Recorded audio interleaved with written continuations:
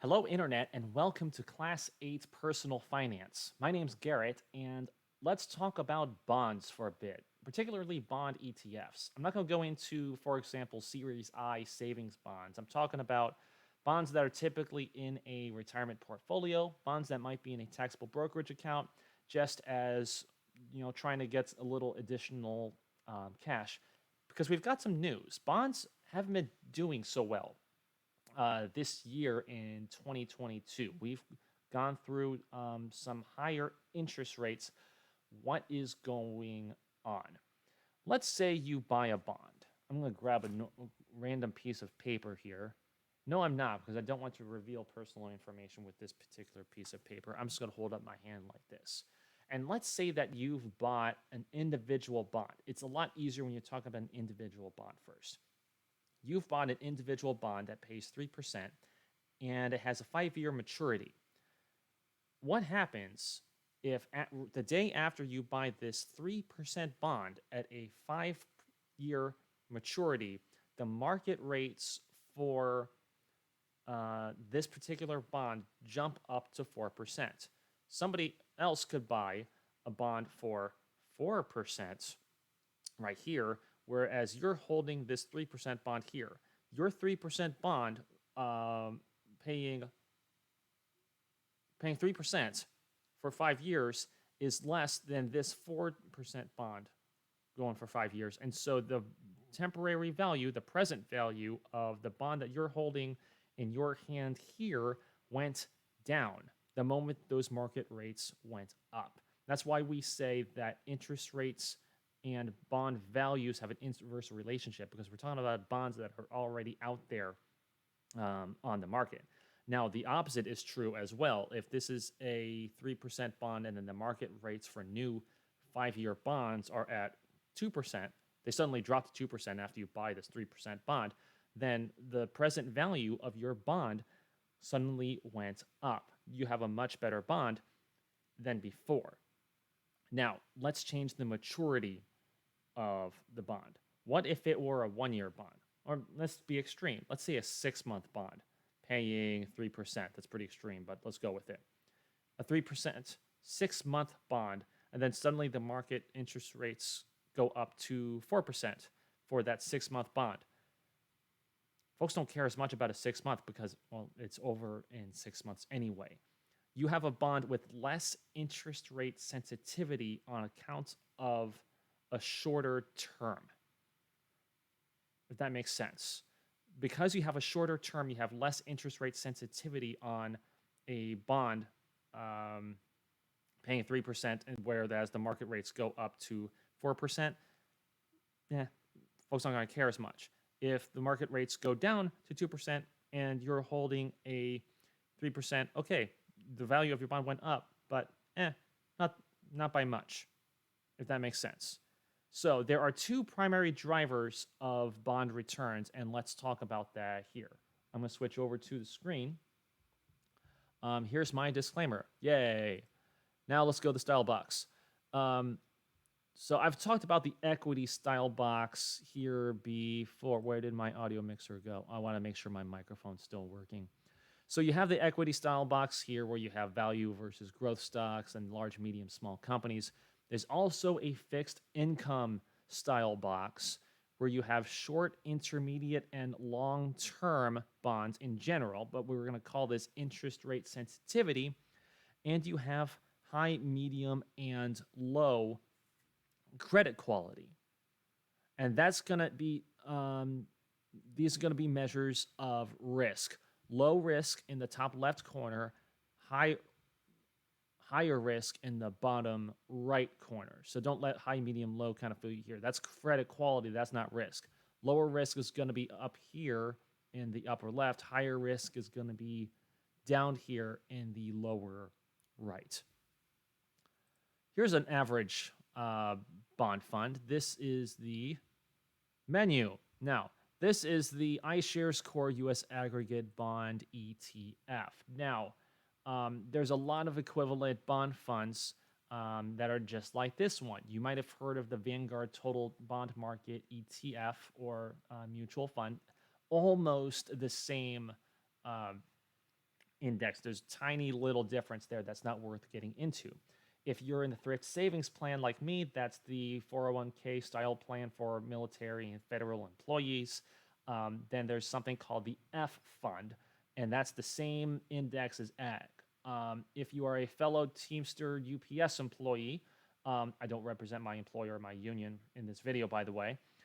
There is a bond market index fund within that 401k plan that is also based on the same index as AG. So when I'm looking at this, it may be very relevant to you if you personally know me and you've been in the military or you're a UPS employee, something like that. If you're not, you may have something very similar within your 401k plan, or you may just have a Roth IRA, that traditional IRA, that kind of thing, and you'd have access directly to AG, something like this.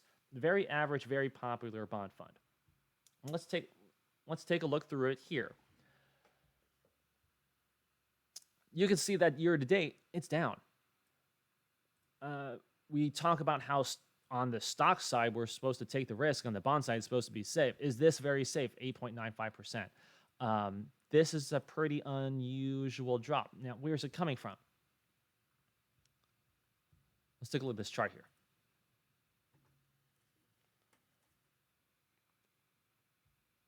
So I like the fact that we have litmus tests now because we've had a COVID crash as of late in March of 2020, and now we have this bond market. I don't know if crash is the right word for the bond market, but it's not doing well. That's fair to say. So we had this happen with the COVID crash. So March, it kind of peaked here March 6th, 10th, and then by the time March 20th comes around, it's got this dip right there. So bond funds can vary.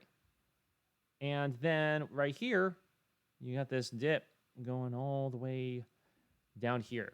One aspects of this fund are making this happen. Now, like I said, there are two things that affect bond returns or drive bond returns. You're talking about the interest rate sensitivity, and you're talking about the credit quality. So let's look at how to find these two things in a fund such as AG. Let's go down here, and I like the iShares website the best of all of them. I just find that I can find what I want to know more easily than other places, but you might disagree if you're looking at this for the first time. Let's look at what we should look for in a bond fund. One thing you're looking at is the SEC yield, and the technical definition here is interest earned after deducting the fund's expenses during the most recent 30-day period by the average investor in the fund. Let me say that again. Interest earned after deducting the fund's expenses during the most recent 30-day period. So it's just the interest earned. It is not the present value of those bonds going up and down, depending upon whether the interest rates went up and down, whether the credit ratings of the underlying corporate bonds went up or down, stuff like that. SEC yield is a very good measure of risk and return, both. If you think of those just kind of on a line, higher risk equals higher return. SEC yield is a very good thing to look at. Why is it called an SEC yield? Because the Securities and Exchange Commission mandates the formula that they use so that fund issuers can't come up with fancy formulas to inflate their performance. That's what that is. Here we have effective duration. Duration is a measure of interest rate risk, and it's pretty much the one that you should use if you use any of them.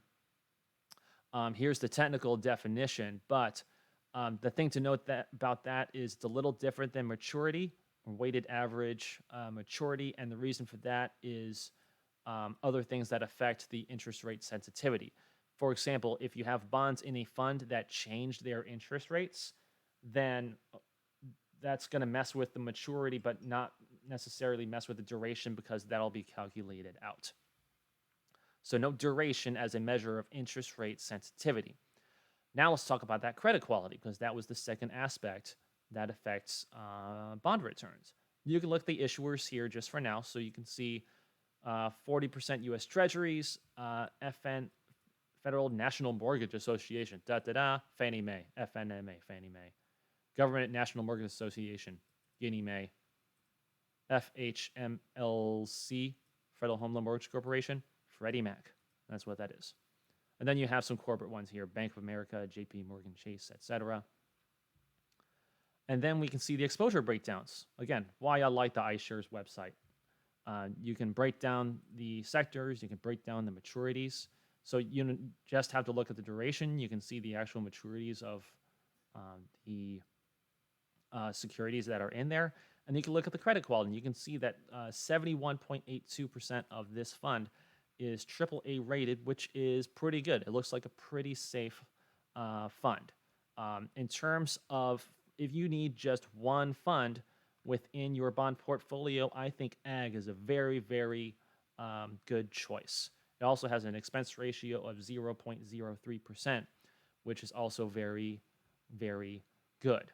Now, in order to understand why these bond funds move around, I'm going to show you some other funds. These aren't necessarily funds that you want to invest in because you've got to see how these work for yourself. Personal finance is personal. So I am not making a particular recommendation to say, you need to tilt to this, you need to tilt to that. You've got to think about these things on your own. I'm not even necessarily recommending that AG is always the best, AG, the one I just showed you. I'm not necessarily saying that that's the best one for you, not knowing anything about you, right? Now, I'm just saying, in general, that's a really, really good one to look at. And I don't even invest in that one myself either. So situations vary. That's why I'm saying. Let's look at this one as a litmus test. This is Vanguard's Extended Duration Treasury ETF. This is what I should call interest rate sensitivity on steroids. And here's why. So you remember what I said about Style Box? Maybe I should have used this instead of the one from Investopedia because it had a copyright statement on it. But oh well, I don't think that's too important because everyone's using the same kind of boxes.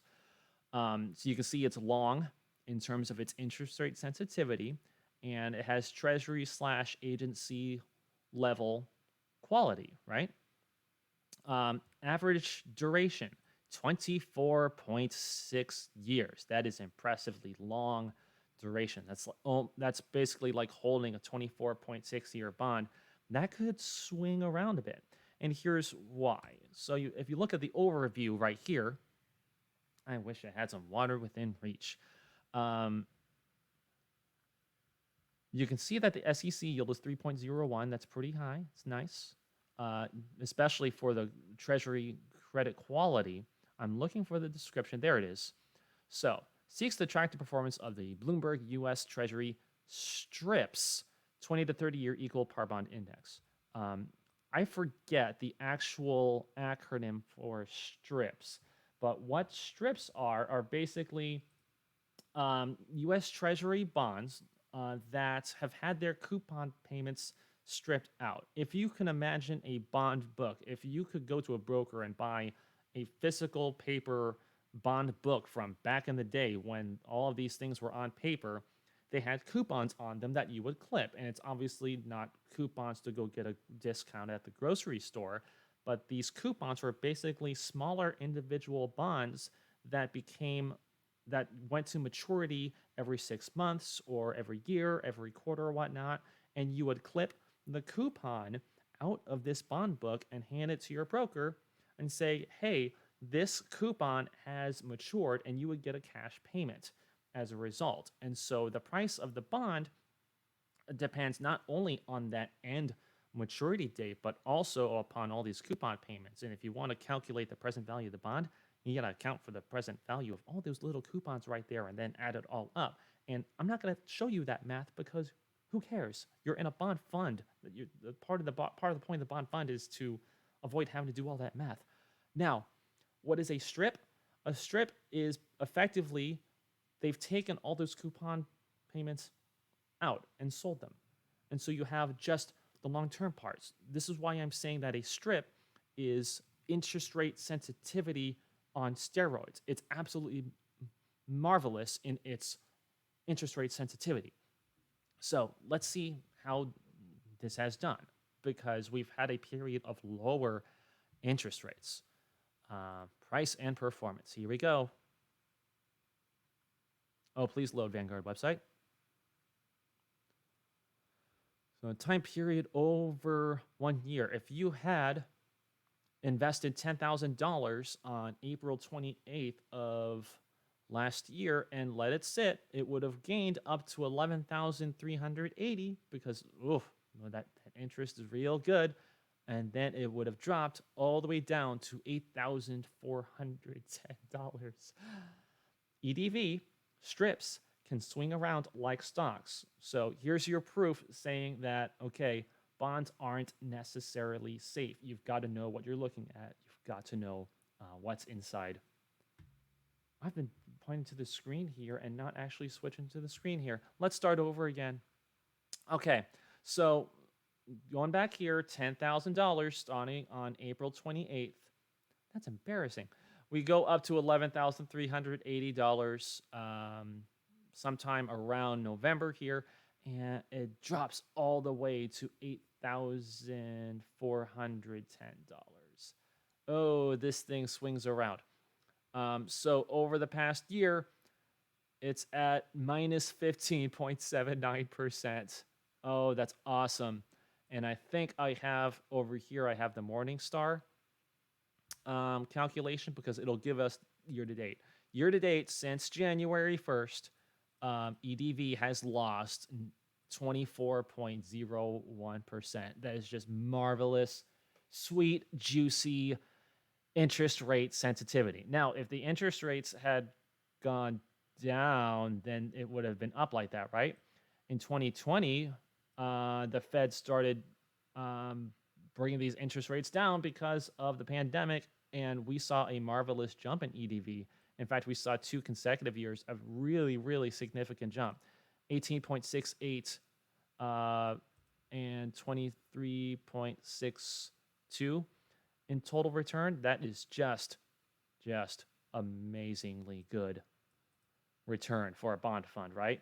But it's coming from that interest rate sensitivity. It's not the actual interest that the bonds are paying. So if you like interest rate sensitivity and you like that sweet, juicy risk from that interest, but not the credit risk because these are all treasuries, then, EDV might be for you, but it's not for everyone. It swings around, and it can be very, very painful when interest rates rise. So that's my illustration of interest rate sensitivity. Now, let's also talk about credit ratings. Now, we looked at ag earlier, and we saw here, let's bring it down here. We saw these credit ratings, AAA rated, A rated, AA rated, A rated, BBB rated. For this particular rating system where you have AAA, AA, A, BBB, BBB is the lowest of what we call the investment grade credit quality ratings. There's also, now if you remember the style box, right here, medium is investment grade. We saw this earlier with the EDV portfolio. Let me just go back to that. And we see investment grade corporate. So everything investment grade just goes to this middle row right here in terms of the style box. Now, there's also this below investment grade. That's a wonderful euphemism here. Below investment grade. Here's another euphemism. High yield. Oh, it's high yield. That must mean that they return a lot. Well, yeah, under the right circumstances. This ETF is HYG. iShares iBox $, whatever that is, high yield corporate bond ETF. It's got a sweet, juicy expense ratio of 0.48%. It's pretty high up there, but I guess it's popular. Since inception, it's made 5.02%, which is pretty good. It's been around more than 10 years. Now, here's a litmus test. Let's see how this one's acted. Now, looking at the full chart, and I'm going to zoom this into 3 years. So we've got basically the COVID crash, and then we have the interest rates coming back up right here. COVID crash, HYG dropped if you had $10,475 in this fund and you held onto it from the start of the crash until the dip, all the way down on the dip, you went down to $8,421.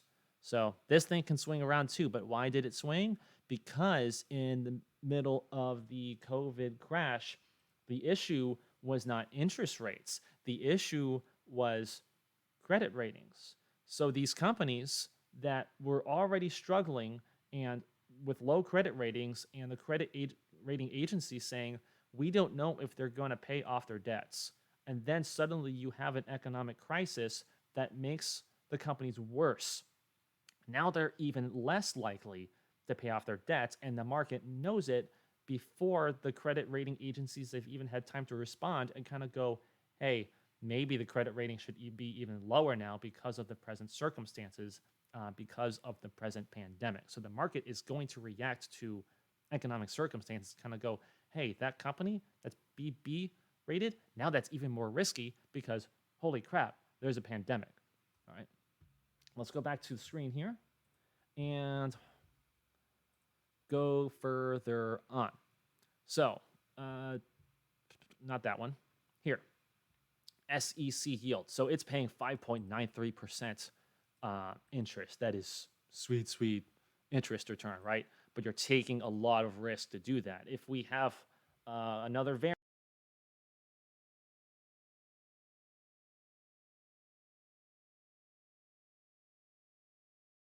shit, test. I caught it. I saw my microphone die, and I don't know why it keeps doing that. Okay, let's keep going. So sweet, sweet, sweet interest right there, but you're taking a lot of credit risk to do it. The effective duration is 4.20 years, so not as much interest rate risk as we saw with ag. Let's keep going. Fees, 0.48%. This will give you an idea of what kind of companies are in there. I wish I could make this list longer, because if you go to all, you see like all of the individual, and let's just do it. DirecTV financing, Caesars Entertainment, American Advantage Loyalty, because those are basically the airline loyalty programs are basically banks. Teva Pharmaceutical, see there's American Airlines separately, Sprint, Dish Network, I guess. These are companies with lower credit ratings. United Airlines, Ford Motor Company.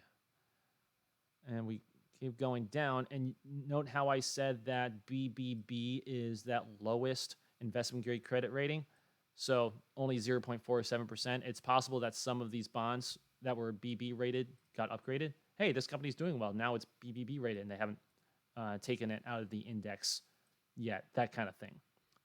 Or they could be going off, I don't think they're going off a different credit rating to kind of keep them in there, but 0.47%, nothing to worry about. You're talking about BB, B, CCC rated companies that aren't doing well, and so just like someone with a bad credit rating is going to have to pay higher on a mortgage, these companies are going to have to pay higher in order to issue bonds, because we need to be compensated for the risk that we're taking. Now, let's talk about one other circumstance. Now, I'm not talking about Series I savings bonds in this video, but I will talk.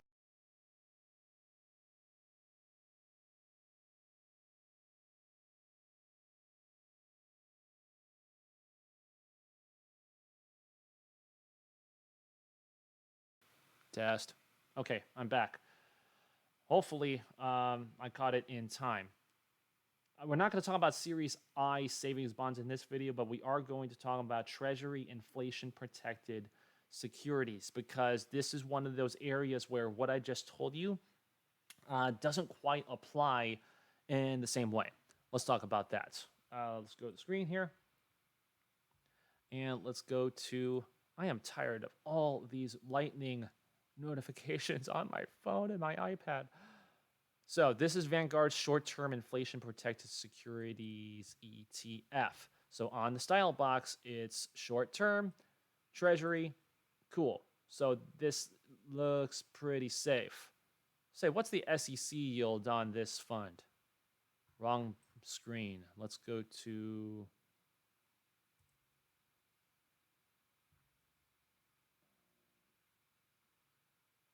30-day SEC yield, negative 2.05%. Well, what's with that? Why would you buy a negative bond? Well, because it is a TIPS, because it's inflation protected, let me show you this little disclaimer. G, does not include any income adjustment resulting from change in inflation rate. So when you're talking about a negative 2.05% there, that is why. The change in inflation rate is going to add to that. So you just need to take that into account when you're looking at a TIPS fund. And you can see here over the past 10 years, it's still done some gaining. Now, here's the other thing you need to know about inflation-protected securities. Let me look at the overview here because it explains this pretty well in Vanguard's words. So this kind of concludes what we talked about. Given its shorter duration, we talked about duration being a measure of interest rate risk, the fund can be expected to have less real interest rate risk, but also lower total returns relative to a longer duration TIPS fund. Makes sense. That's what we said about duration. Longer duration, we expect longer duration, we expect higher total returns, but you're expecting higher interest rate risk. Invest in bonds backed by the full faith and credit of the federal government, whose principal is adjusted semi-annually based on inflation. So high credit rating, because it's the federal government, they can literally print the money to hand to you if they absolutely have to, and whose principal is adjusted semi-annually based on inflation. So the inflation protection that you're getting actually adjusts the principal of the bond. It does not adjust the interest. SEC yield is a measurement of interest, not of the principal adjustment. And then finally, can provide protection from inflationary surprises or unexpected inflation. Now, why? Why would TIPS not provide protection against expected inflation?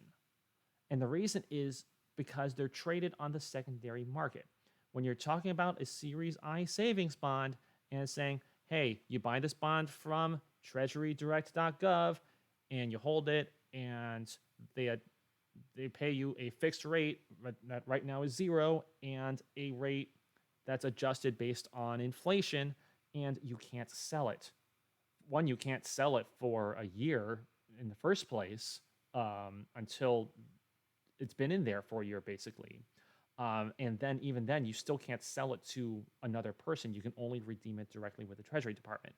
When you're talking about bonds that are traded on the secondary market and people are coming up with the prices that they want to buy and sell these bonds for, only a fool is not going to account for an inflation expectation when they're trying to determine these prices.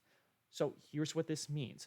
A Treasury inflation protected security does not protect you from expected inflation, because everybody else who is buying and selling these bonds is already accounting for the price of inflation into the price of the TIPS.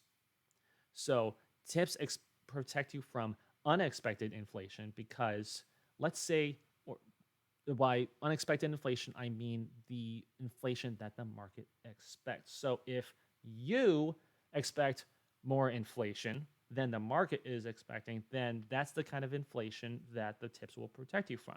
If you want some inflation insurance and kind of go, look, the market could be right about inflation, the market could be wrong about inflation, but I'm going to have a certain portion in TIPS in a fund like VTIP or something like the Vanguard Inflation Protected Securities Fund that's not short term. I can probably find that symbol in a sec here. Then that'll provide you some protection against the unexpected inflation. What you don't want to do is look at the CPI number from the Department of Labor and go, holy crap, it's 8.6%, it's 9.2%, and go buy TIPS. And kind of go, well, that's going to protect me from that 9.2% inflation. No, it's not, because the market already knows about it, and they're already pricing these TIPS in response to the inflation that they expect. That's what's going on. So I want to make sure that we just don't look at tips and kind of go, ooh, that's the inflation protection. We need to go there. Okay, you can. And if you've expected inflation to go higher, that's great. If you want the insurance, great, do it. But don't just go, oh, wow, inflation was still higher than my tips. What happened? Well, it was already priced to account for the fact that inflation was going to be high and probably will continue to be high for a while. Finally, let's look at the screen. And I want to kind of put out my own thing here. This is my own table of ETFs based on interest rate sensitivity. I'm going to zoom this out to 95 here so we can see the whole thing. This is my own chart of various ETFs based on interest rate sensitivity, and I've expanded out the Morningstar one. So you have these ultra short ones here that are basically less than a year, that are Treasury. You have these that are generally high quality, but they're a mixture of Treasury and corporate. You have these that are investment grade corporate, but they're either very, very short. Maybe this one says short-term corporate bond ETF. Maybe I was supposed to put that over here. I can fix it later. I'll fix it in the spreadsheet, and I'll always leave a link to the spreadsheet in the description. So you have these interest rate sensitivity, and you have the credit quality down here. So if you're absolutely insane, you can put all of your money into the iShares JP Morgan USD Emerging Markets Bond ETF. Emerging markets bonds are like, I think the majority country in that fund was Turkey. So it's not like the US government right there. And so Turkey has to pay a very high rate, and these were very long maturity bonds. So you're taking that risk and you're getting that interest, and you'll see whether it pays off or whatnot. So take a look at this, and then I've highlighted some particular funds that might work as a good core holding, including if you want to go treasuries only, maybe these will work for you, but consider the risks. Make sure you're understanding what you're getting into before you buy any kind of investment. And with that in mind, let me show you my disclosure one more time and stick my face in here. So thank you for watching. And if you have any questions, let me know in the comments, and I will see you in the next video.